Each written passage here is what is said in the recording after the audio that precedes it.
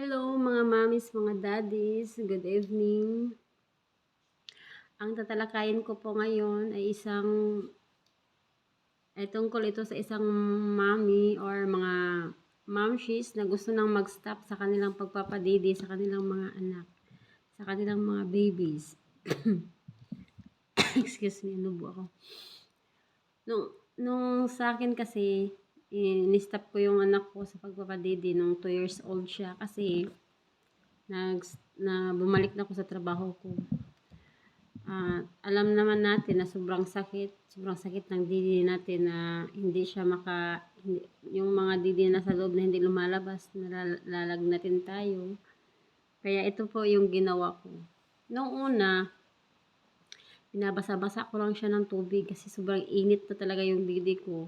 Tapos, parang akong pati yung katawan ko, iinit na din sa sobrang sakit.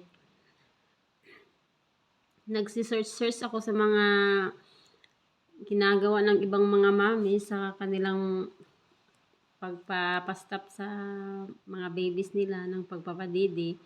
Kaya nakita ko doon na maglagay ka ng repolyo sa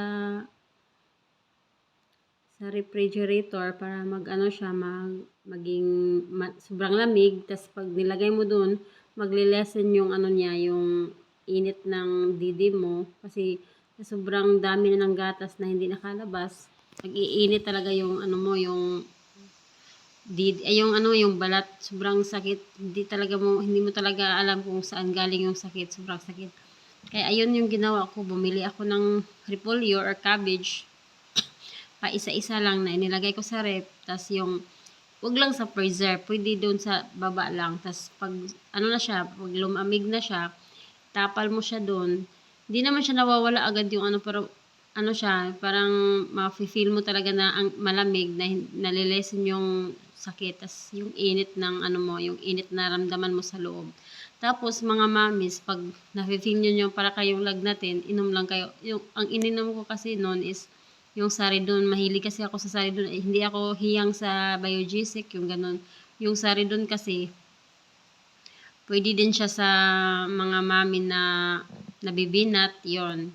Yun ang ininom ko, yung Saridon. Tas nawawala yung init, tas yung yung repolyo na nilagay ko, tas pag mawala na yung lamig niya, palitan ko na naman. 3 times a day ko siya ginagawa para yung pakiramdam ko. Sobrang halos na ako hindi makatulog, sobrang sakit. Tas may trabaho pa ako.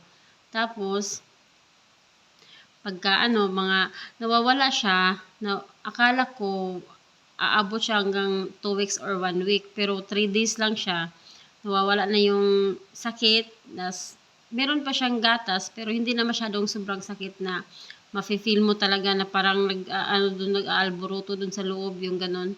Pero pinapump ko din siya. Meron din akong pump na yung ginaganon-ganon siya. Yung gatas niya pag nalabas yung gatas niya, hindi na siya sobrang parang na yung loob niya. Tas pag nalabas mo yung konting gatas, itapon mo lang. Pwede mo din ipainom sa babies niyo, pero yung sa akin tinapon ko kasi yung paniniwala natin na daw yung gatas na sa loob, kaya hindi ko pinainom. Pero depende niyo yan sa inyo. Sa akin kasi tinatapon ko kasi takot ako na niyang mangyari sa baby ko. Kaya ayun, pero after 3 days, nawawala siya. Pagka 4 days, paunti-unti na lang siya na parang may kunting sakit doon. Hindi na katulad nung mga before, yung mga 1 to 2 days doon ng sobrang sakit. Tas pagka 4 days, hindi ko na siya nilagyan ng repolyo.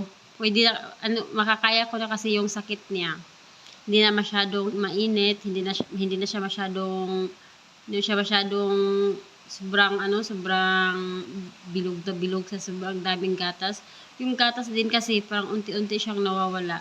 Tapos inom ka lang ng Saridon or kung anong gusto nyo. Pwede din Biogesic or Rexidol. Yan, kung choice niyo lang kung saan kayo hiyang. Tapos yung yung mararamdaman mong sobrang sakit sa pakiramdam yung baby mo umiiyak kasi gusto mong magdidi sa'yo. Yun lang, inaano ko, yun lang, dun lang ako na ano sa baby, di ba? Sa isang mama na, sa isang ina na laging nagpapadidi, lalo na yung ano ko, yung eldest ko na 5 years old ko siya in-stop, tas yung ano ko, yung bunso ko 2 years old. Kasi yung 5 years old pa si baby, yung sa eldest ko kasi hindi pa, wala akong work noon, kaya tuloy-tuloy lang yung pagpapadidi ko. Tas yung sa 2 years old ko, doon ako nag-stop kasi bumalik na ako sa trabaho. Kaya yun lang mga mami, sana nakatulong, at please don't forget to like and subscribe my YouTube channel. Thank you.